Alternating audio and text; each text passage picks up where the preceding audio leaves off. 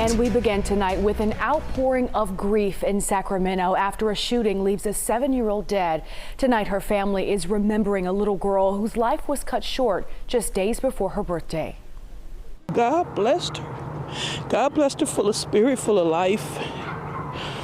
And she will be greatly missed. Tonight, friends and family of Isabel Martin are describing her as a loving young girl who made friends with everyone she met. Isabel and another man were killed in a shooting last night, and tonight Isabel's uncle is being held in the killings. Now, the shooting happened just before 10:30 along CV Circle and Upper Land Park. Sacramento police say that an argument between two groups became violent when somebody pulled out a gun and opened fire. And tonight, police say they've arrested 22-year-old Tyrese Martin in connection with the deadly shooting and are calling him the only suspect. That when it was a little girl, you know, I just lost it, you know. I really did just lost it, and right now I'm just really feeling down. KCRA 3's Melanie Wingo had a chance to speak with the girl's mother tonight, and she's live with the latest on that. Melanie. Well, Isabel's mother and her father were both out here in this parking lot a little bit earlier this evening. This is where the shooting happened, and they were here for a candlelight vigil. They were surrounded by family and friends, profoundly upset as they remembered little Isabel. I'm so sorry. I'm so sorry. Overwhelming grief as the parents of a 7-year-old girl grapple with her death. She'll be 8 on Monday.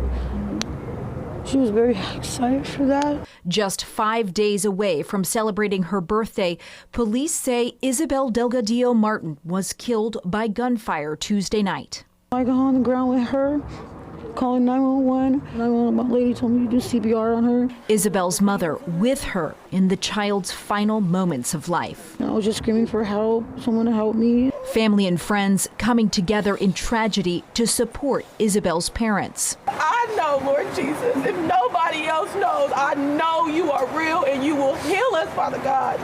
You will heal us from the pain and the tragedy that we continuously see in this community, Father God. And remembering how Isabel touched all of their lives. She was just so happy, beautiful child. She was funny, she was loving. She'd come and give you a big hug every time she see you. She was so smart. Just a blessing to be around. Her mother sharing with us some final photos Isabel took, saying she was the kind of kid who loved to take pictures and do video blogs. This is the first time you got a chance to use the camera, huh? Friends committing to help in this traumatic time. We're just going to be here. We're going to be here however long they need me, whatever they want me to do, I'm going to do it. And police and the family confirming tonight that Tyrese Martin, the man in jail in connection with this shooting, was Isabel's uncle. And we're still learning exactly what happened before that shooting unfolded. But we understand from Isabel's mother that it was a very chaotic scene in the moments leading up to and after Isabel's death. Reporting live in the Upper Land Park area, Melanie Wingo, KCRA 3 News. Difficult for that family, and members of the community are now calling for action and support after this deadly shooting. They say they've been in this position before, pleading for resources from the city. The community leaders say that they need more support from the city to help prevent violence. We urged city and county to support the efforts of grassrooted organizations that are already doing the work currently. It fell on deaf ears. What they did was slapped us in the face as they continue to fund law enforcement. There's so many organizations that are passionate about our children and passionate about Sacramento and making it safe, but we can't do it without resources. It comes a time where we've got to come together in unity and do this work together. Stop talking about it. Let's get to the work so we can save our children.